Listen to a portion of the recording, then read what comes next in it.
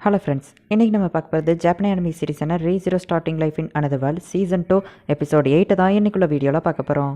உங்களுக்கு இந்த வீடியோ பிடிச்சிருந்தது அப்படின்னா லைக் பண்ணிட்டு அப்படி மறக்காமல் நம்ம சேனலை சப்ஸ்கிரைப் பண்ணிடுங்க. அண்ட் இதுக்கப்புறம் வரப்போகிற எபிசோட்ஸில் சில விஷயங்கள் உங்களுக்கு புரியாமல் இருக்கலாம், ஆனால் அது போக போக புரியும். ஸோ கேர்ஃபுல்லாக எபிசோட வாட்ச் பண்ணுங்கள். சரி வாங்க இன்றைக்குள்ள கதைக்குள்ளே போகலாம். இன்றைக்கி நம்ம பார்க்க போகிறது ரீ0 starting life in another world season 2 episode 8. நமக்கு ஹெல்ப் பண்ண நிறைய ஆள் இருக்குது அப்படின்னு சொல்லிட்டு ஆர்த்தோ சொல்கிறா. பார்த்தா ரேம் அங்கே நிற்கிறா. ஓ, ரேம் தான் உனக்கு ஹெல்ப் பண்ணாளா அப்படின்னு சொல்லி நம்ம ஹீரோ கேட்கவும், பின்ன வேறு யாராக இருப்பாங்கன்னு நினச்ச சுபாரு. ராஸ்வெல் தான் சுபாருக்கு தேவையான ஹெல்ப்பை பண்ணுன்னு சொன்னாரா, அதனால தான் பண்ணுறா அப்படின்னு அவள் சொல்கிறா. ஆமாம், நெக்ஸ்ட்டு என்ன பண்ண போகிறா அப்படின்னு சொல்லி அவள் கேட்கவும், நான் 3 நாளைக்கு முன்னாடி என்ன பண்ணணும்னு நினச்சனோ அதை தான் பண்ண போகிறேன், ராஸ்வெல் கிட்ட பேச போகிறேன் அப்படின்னு சொல்லிட்டு நம்ம ஹீரோ ராஸ்வெல் கிட்ட போய் பேசுகிறான். உன்னை பார்த்ததில் சந்தோஷம் சுபாரு அப்படின்னு சொல்லிட்டு அவன் சொல்லவும், ரேம் தான் வந்து எனக்கு வெளியே வர ஹெல்ப் பண்ணா அப்படின்னு சொல்லிட்டு நம்ம ஹீரோ சொல்கிறான். ஓ அப்படியா, ரொம்பவும் சந்தோஷம் அப்படின்னு சொல்லவும், நான் இந்த இடத்துல இருந்து வெளியே போகணுன்னு சொல்லவும் எனக்கு ஒரு பிரச்சனையும் இல்லை அப்படின்னு சொல்லிட்டு ராஸ்வெல் சொல்கிறான். அதுக்கு முன்னாடி நான் உன்கிட்ட ஒரு விஷயம் கேட்கணும், அதை ஒன்றால் மட்டும்தான் பதில் சொல்ல முடியும். உண்மையை சொல்லு, பேட்ரஸ் விச்சஸ் கல்ட்டில் சேர்ந்தவளா? அவகிட்ட நான் ஒரு காஸ்பலை பார்த்தேன் அப்படின்னு சொல்லவும், ஓ அப்போ நீ பேட்ரஸை எதிர்த்து சண்டை போட போறியா? ஆனால் உன் ஃபேஸை பார்த்தா அப்படி தெரியலையே, நீ பேட்ரஸை நினச்சி வருத்தப்படுற மாதிரிலாம் தெரியுது. எதுக்காக நீ இப்படி கேட்குறேன்னு நான் தெரிஞ்சுக்கலாமா அப்படின்னு சொல்லி ராஸ்வெல் கேட்கவும், அவகிட்ட நான் காஸ்பலை பார்த்தேன் அப்படின்னு சொல்லிட்டு நம்ம ஹீரோ சொல்கிறான். ஒன்று மட்டும் நான் அவன்கிட்ட உறுதியாக சொல்கிறேன் சுபாரு, அவள் விச்சஸ்கல்ட்ட சேர்ந்தவளோ கிடையாது, அவகிட்ட இருக்கிறது காஸ்பல்லோ கிடையாது அப்படின்னு ராஸ்வெல் சொல்லவும், இல்லை பேட்ரஸை தான் அவள் வாயால் சொன்னா, நான் காஸ்பலில் இருக்கிறது படி தான் நடந்துக்கிட்டுதான்னு சொல்லிட்டு அப்படின்னு நம்ம ஹீரோ சொல்லவும், அந்த புக்கை எல்லாரும் காஸ்பல் தான் சொல்லுவாங்க, ஆனால் அது காஸ்பல் கிடையாது, டோம் ஆஃப் விஸ்டம்.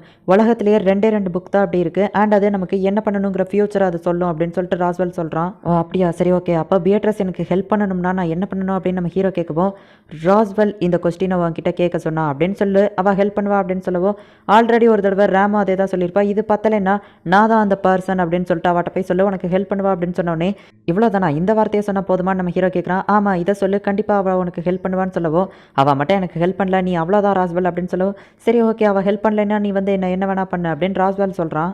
ஹே ராஸ்வெல், நான் உன்கிட்ட ஒரு விஷயம் கேட்குறேன், நீ எங்களோட எதிரி கிடையாதுல்ல அப்படின்னு சொல்லிட்டு நம்ம ஹீரோ கேட்கவும், கண்டிப்பாக நான் உங்களோட எதிரி கிடையாது அப்படின்னு சொல்லி அவன் சொல்கிறான். இப்போ நம்ம ஹீரோ இந்த இடத்துல இருந்து வெளியே கிளம்பி போயிட்டு மேன்ஷனில் எல்சா அட்டாக் பண்ணுறதுக்கு முன்னாடி நம்ம ஹீரோ போயிட்டு காப்பாற்றணும்னு சொல்லி இங்கேருந்து கிளம்ப போகிறான். கண்டிப்பாக எனக்கு உன்னோட ஹெல்ப்பு தேவைப்படும் அப்படின்னு சொல்லிட்டு ரேம் கிட்ட அவன் கேட்கவும், சரி ஓகே நான் உனக்கு ஹெல்ப் பண்ணுறேன், ஏன்னா ராஸ்வெல் வந்துட்டு உன்னை பாதுகாப்பாக பார்த்துக்கிட்ட சொல்லியிருக்காரு, ஸோ நான் இந்த ஹெல்ப்பை பண்ணுறேன். ஆனால் இங்கே ஒரே ஒரு கிரவுண்ட் ட்ராகன் தான் இருக்குது, நம்ம 3 பேராலேயே இதில் போக முடியாது. நீ உங்க பேசிகிட்டு இருக்கும்போது பார்த்தா கார்ஃபீல்டு அந்த இடத்துக்கு வந்துருதான், நான் இந்த சாங்சுரியை பாதுகாக்கிற வரைக்கும் உங்களால் எதுவும் பண்ண முடியாது சுபாரு அப்படின்னு சொல்லிட்டு கார்ஃபீல்ட் சொல்லவும், நான் என்ன பண்ண போகிறேன் அப்படின்னு சொல்லிட்டு சுபாரு கேட்குறான். ஒன்றும் தெரியாத மாதிரி நடிக்காத சுபாரு அப்படின்னு கார்ஃபீல்ட் பேசிட்டு இருக்கும்போதே ரேம் வந்துட்டு, இந்த சாங்சுரிக்குள்ளே சுபாரு இருக்கிறது தானே உனக்கு பிரச்சனை, அவனே இங்கேருந்து கிளம்பிடுவான்னு சொல்லவும், ஆமாம் நான் கிளம்ப போகிறேன்னு சொல்லவும், நான் உன்னை விட்டுருவேன்னு நினச்சியா, டோஷின் பேனான் சன்செட் அப்படின்னு நம்ம சொல்லவும், ரேமோ ஆட்டோவோ ஷாக் ஆகுறாங்க.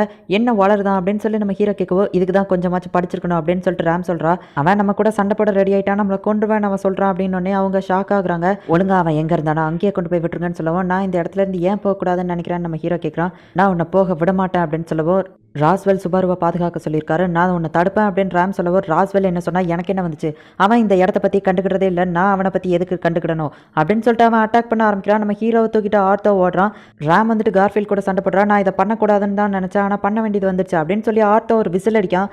பார்த்தா அந்த இடம் ஃபுல்லாக லைட்டாக எரியுது. மக்கள் எல்லாம் இவங்க போகிறதுக்கு வழி காட்டிட்டு இருக்காங்க.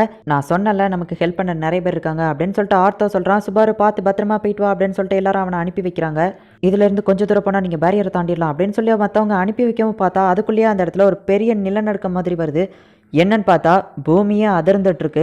கார்ஃபீல்டு ஒரு டம்மி ஹியூமன் அப்படிங்கிறதுனால அவனோட அனிமல் டிரான்ஸ்ஃபர்மேஷனுக்கு மாறி நம்ம ஹீரோவை அட்டாக் பண்ணுறதுக்காக வாரான். கார்ஃபீல்ட் ப்ளீஸ் இவங்க எல்லாரையும் விட்டுரு, நான் தானே உனக்கு தேவை, நான் திரும்பவும் அந்த ஜெயிலுக்குள்ளேயே போயிருந்தேன், இவங்கள எதுவும் பண்ணாதா அப்படின்னு சொல்லிட்டு நம்ம ஹீரோ போகவும் பார்த்தா கார்ஃபீல்டு அவனை கொல்லலான்னு போகும்போது ஆர்த்தோ வந்து தடுத்துட்டு ஆர்த்தோ இறந்து போயிருந்தான்.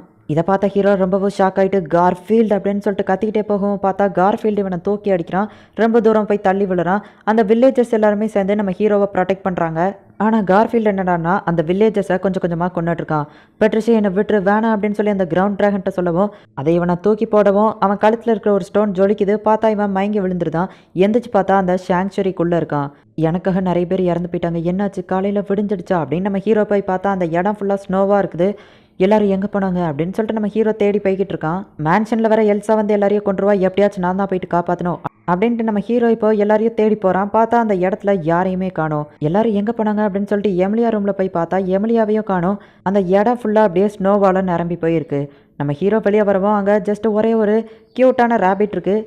இந்த ரேபிட் மட்டும் இங்கே என்ன பண்ணுது அப்படின்னு அதை தொடலாம் அப்படின்னு சொல்லிட்டு நம்ம போனால் அவன் கை துண்டா போயிருது. பார்த்தா அந்த ரேபிட் நம்ம ஹீரோவோட கையை துண்டாக்கிட்டு அப்படியே பனிக்குள்ளே இருந்து நிறைய ரேபிட் வந்துக்கிட்டே இருக்குது. அந்த இடம் ஃபுல்லாக அதே மாதிரி ரேபிட்டாக தான் இருக்குது. அந்த ரேபிட் அவ்வளவு சேர்ந்து நம்ம ஹீரோவை கடிச்சு கடிச்சு நம்ம ஹீரோவுக்கு வலிக்க வலிக்க சாகடிக்குது. இப்போ நம்ம ஹீரோ இறந்து போகிறான். சாங்சுரிக்குள்ளே கண் முழிக்கிறான். அந்த வலியிலேருந்து அவனால் திரும்பி மீண்டு வர முடியல. அவன் தலையை முட்டி முட்டி அவன் ரத்த வர லெவலுக்கு தலையை முட்டிக்கிட்டு தான் அப்படியே மயங்குறான். பார்த்தா என்னோட டீ பார்ட்டிக்கு செகண்ட் டைம் யாரும் வந்ததே இல்லை, நீ ரொம்ப லக்கி சுபாரோ அப்படின்னு சொல்லிட்டு எக்கட்னா அவனை வரவேற்கிறா. ஆமாம், எனக்கு என்னாச்சு, இவ்வளோ நேரம் பயந்துட்டு இருந்தேன், இந்த இடத்துக்குள்ளே வந்தவொடனே நான் நார்மலாக மாறிட்டேன் அப்படிங்கவும், போன தடவை நான் உனக்கு கொடுத்த டீனால தான் நீ இப்போ நார்மலாக இருக்க, நீ எனக்கு தேங்க்ஸ் சொல்லு, நான் வெயிட் பண்ணிட்டு இருக்கேன் அப்படின்னு சொல்லிட்டு சொல்கிறா. நீ நார்மலாக இருக்கிறதுக்கு காரணம் நான் தான், இல்லைன்னா இந்நேரத்துக்கு நீ மென்டலாக இருப்ப, எனக்கு தேங்க்ஸ் சொல்லு சுபாரோ அப்படின்னு சொல்லிட்டு சொல்லவும், அப்போ நான் இப்போ இந்த இடத்த விட்டு வெளியே போனாலும் எனக்கு இது எல்லாமே ஞாபகம் இருக்குமா, உன்னை பற்றி நான் மறந்து போக மாட்டேனா அப்படின்னு சொல்லி கேட்கவும், என்னால் அப்படி பண்ண முடியுமே நெக்கட்னா சொன்னோன்னே, அப்படின்னா நான் உன்னை பற்றி மறந்தே போகக்கூடாது, உன்னை பற்றி நான் எப்பவும் நினச்சிக்கிட்டே இருக்கணும் அப்படின்னு சொல்லிட்டு நம்ம ஹீரோ சொல்லவா, அவ்வளோ ஓகே அப்படின்னு சொல்கிறா. ஹே, நீ இன்னும் எனக்கு தேங்க்ஸ் சொல்லவே இல்லைப்பா அப்படின்னு சொல்லிட்டு எக்கட்னா சொல்கிறா. நம்ம ஹீரோ அதெல்லாம் கண்டுக்கிடாமல் அந்த காஃபியை குடிக்கலான்னு போகும்போது, அது என்னோட பிளட்டு போன தடவை சொன்னேன் அப்படிங்கவும், அடைச்சா அதை நான் மறந்தே போயிட்டேன் அப்படின்னு சொல்லிட்டு நம்ம ஹீரோ வருத்தப்பட்டு இருக்கான். அப்போ தான் நம்ம ஹீரோக்கு ஒரு விஷயம் ஞாபகம் வருது. என்னாச்சு, நீ என்கிட்ட ஏதோ கேட்கணும்னு ஆசைப்படுதியா அப்படின்னு சொல்லி எக்கட்னா கேட்குறா. ஹே எக்கட்னா, உனக்கு என்னை பற்றி எவ்வளோ உண்மைகள் தெரியும், ஏன்னா உன்னை பொறுத்தளவில் நான் கொஞ்ச நேரத்துக்கு முன்னாடி தான் அந்த ட்ரையல்ஸில் பாஸ் பண்ணியிருக்கேன், அதுக்குள்ளேயே திரும்பவும் உன்னை பார்க்க வந்திருக்கேன், ஆனால் நீ ஸ்ட்ரேஞ்சாகவே எதுவோ ஃபீல் பண்ணல அப்படின்னு சொல்லவும், உன்னை பற்றி எனக்கு எல்லாம் தெரியும் அப்படின்னு சொல்லிட்டு எக்கட்னா சொல்கிறா. நான் சாவில் இருந்து திரும்ப வருவேன் அப்படிங்கிறத விச்சஸ் கிட்ட சொன்னால் அந்த விச்சஸ் தான் இறந்து போவாங்க அப்படிங்கிறதுனால நம்ம ஹீரோ பயந்துக்கிட்டே இருக்கான். நீ வேணா டெஸ்ட் பண்ணி பாரு சுபாரோ அப்படின்னு சொல்லி எக்கட்னா சொல்லவும், நம்ம ஹீரோக்கு கொஞ்சம் தயக்கமாகவே தான் இருக்குது. அவன் தயங்கிக்கிட்டே நான் சாவில் இருந்து திரும்ப வருவேன் அப்படின்னு சொல்லிட்டு சொல்கிறான். எதுவுமே ஆகலை. ஆமாம், எதுக்காக திடீர்னு என்ன அப்படி பார்க்குற அப்படின்னு சொல்லிட்டு எக்கட்னா கேட்குறா. நான் இறந்ததுக்கப்புறமா இந்த உலகமே ரீசெட் ஆயிரும், நான் திரும்பவும் ஃபஸ்ட்லேருந்து ஸ்டார்ட் ஆவேன், நான் இறந்து திரும்ப திரும்ப வருவேன் அப்படின்னு சொல்லிட்டு அவன் திரும்ப திரும்ப சொல்லிட்டு இருக்கான். எனக்கு அது தெரியும் அப்படின்னு சொல்லிட்டு சொல்கிறா.